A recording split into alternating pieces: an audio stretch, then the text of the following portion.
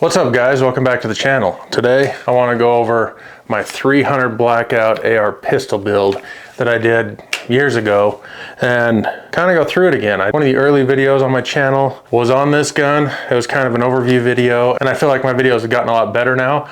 So I wanted to go over this gun again because I get a lot of questions on it from people watching that original video, and I wanted to do a more in-depth video on the parts and pieces that I used, maybe break this thing down over on the bench, show you guys everything that went into this build, and hopefully answer a couple of the questions that I keep getting in the comments of that other video. So let's jump into it.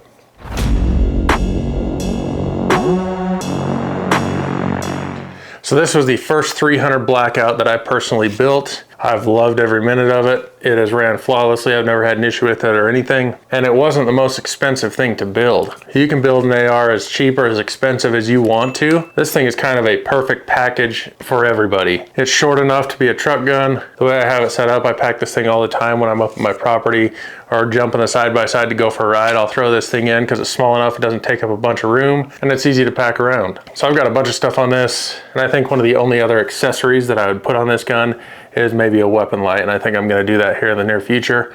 But let's jump over to the bench. I'll kind of break this thing down, pull it apart, tell you all the parts I used, show you guys kind of how I built this thing out, because I know there's a lot of guys that have asked in the comments, what buffer weight are you using? How does it run suppressed? What sights are those? All these different questions that I think I've answered multiple times. And if you guys ever have a question on parts that I use or anything like that, with every video I do, I have a link in the description that takes you over to my website that has a full complete build list of all the parts and pieces that I used on these builds. So you guys can just click that link, go over there, check that stuff out, hopefully answer some questions for you. I also have merchandise over there if you guys want to support the channel. I have hats, shirts, stuff like that. So go check those out if that's something you guys want. But let's jump over to the bench and let's run through this thing. All right, so here's how I have this thing set up. I do have a sling on it. This is just a Magpul QD multi-point sling. It's nothing special. It is easy to adjust. You just adjust it. You can do it one-handed. It's pretty easy. You can have a single point sling, or this comes off, and you can do kind of a multi-point sling, have a QD up front, a QD in the back, or wherever you want it. And this thing works out awesome. I usually just leave it on there, kind of keep it clipped into a QD, and then just wrap it around the pistol brace onto the grip so it's there if I need it. So here's this thing pulled apart. I'm going to kind of set this upper aside and we'll go over the lower first and foremost. So this lower I purchased on like a Black Friday deal. This is just an Aero Precision lower. It was considered kind of a complete lower minus the fire control group. So it had the grip, the pins, the magazine release, the safety, all that stuff installed already. And then the trigger I put in this is a Timney Impact AR trigger. They're pretty budget friendly, came with anti-walk pins, and it's been really good for me. I like the way it feels, pretty affordable, yet it still makes a big difference over a mil-spec type trigger. Now once I got this, I put this Sylvan Arms folding buttstock on there. I wanted to keep this thing nice and short so you can fold this thing up. I'll show you that when I have it back together a little bit better, but that's how that thing works. That just goes on with a standard castle nut and end plate. And then you, in the back side back here, your castle nut and end plate that comes with your buffer tube, and screw that onto there. It also comes with this little adapter that goes in the back of your bolt carrier group to kind of take up that space and let it cycle. But one thing to note, I know some guns that are bufferless, you can fire with the stock folded. This is not one of those. You do not want to be firing this thing with that stock folded. So that's one thing to keep in mind with a standard traditional style AR that is gas operated. Now I just went with the SB pistol brace. I think this is an Aero Precision buffer tube as well. Your standard SB A3 pistol brace. I do have these guns standing up in a safe or on my gun wall. So on these pistol braces, I get one of these. These are called a Stiffy from Factor USA. It's just a 3D printed piece of plastic that goes in there and keeps these pistol braces from deforming when they're standing on end. Obviously, you'd have to take that out to use the pistol brace how it's designed, but for storage and stuff, that is awesome because a lot of times when these are standing on end, this rubber kind of gets deformed and it kind of flops around. So I like to throw those in on any of these guns that I have with a pistol brace. Now for buffer and spring, this is also from Aero Precision. It is just the standard buffer and spring they sell for the 300 blackout. I don't remember what weight that is. I'll do some checking and I will put that over at the build list, because I know that's one of the questions that I've been asked is what weight buffer that I'm using.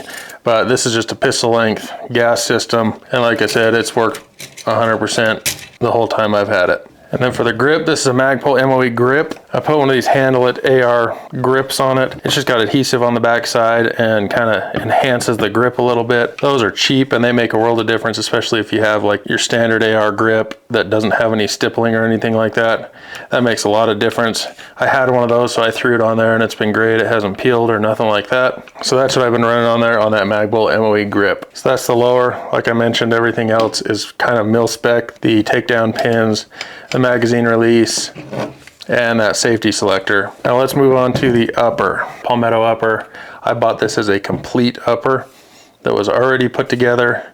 It had the muzzle device on it. This is kind of just an open-ended muzzle device. The barrel was already installed, gas block, gas tube were already installed. This one came with their bolt carrier group and everything. It also came with a mil-spec charging handle.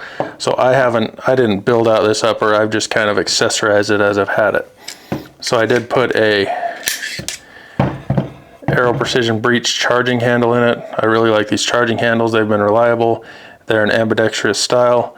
They're easy to operate, and these handles are smooth, yet they do have a little bit of grip on them, but they're nice, smooth, a big ledge to grab a hold of, and that's what I'm running in this. Now another thing that I like to do, and it's a cheap upgrade, but I think it's well worth it, is these little dust covers. On the 300 blackouts, I typically try and buy one of these. They are cheap, $8 or something like that, but it's labeled with what this gun is.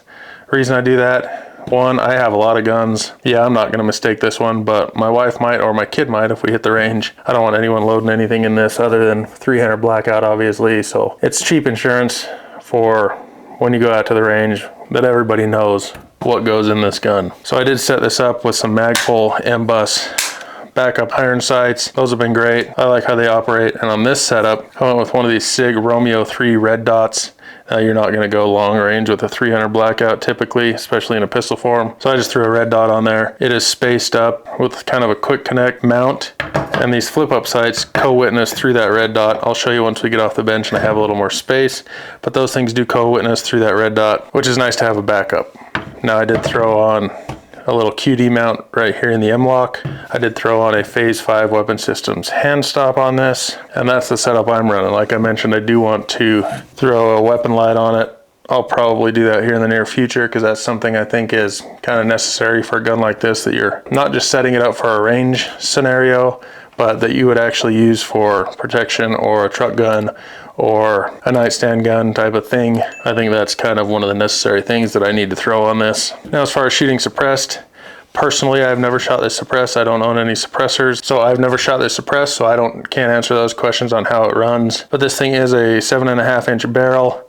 Typically, Palmetto has these things on sale all the time. You can get these things for pretty cheap. I've never had any issues with any Palmetto products. I have quite a few of them, and they've worked out perfect for me. So that's kind of an overview of how I have this gun built out. It's not hard to build something, especially with how I bought these parts. The lower was complete, you slap the upper on, and then kind of accessorize it how you want. I'm gonna throw this thing back together. We'll jump back up off the bench. We'll touch on a few other things that I like about this build. So that is my 300 blackout AR pistol build. Aero Precision lower, Palmetto upper, SIG Romeo 3 red dot on there. Now, like I mentioned, these do co-witness. I'll show you, this thing is 100% empty, so I'm not pointing a loaded gun at myself. I don't know if you'll be able to see this, but these things do co-witness through that red dot, which is awesome for a backup plan if that red dot ever goes dead. Here's that folding stock. That thing folds up nice and compact. That's probably a, I don't know, 20-inch, 21-inch package with this thing folded up.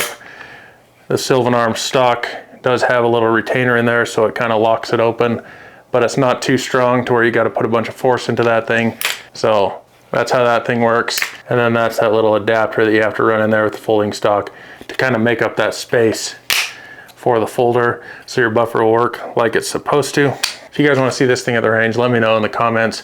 Also, I will have a full build list on this thing with all the parts and pieces and a little more info over at my website, so click that link in the description if you guys want to check that out. go pick yourself up a hat. As always, thanks for watching. Don't forget to subscribe, hit that thumbs up button, and we'll check you guys on the next one.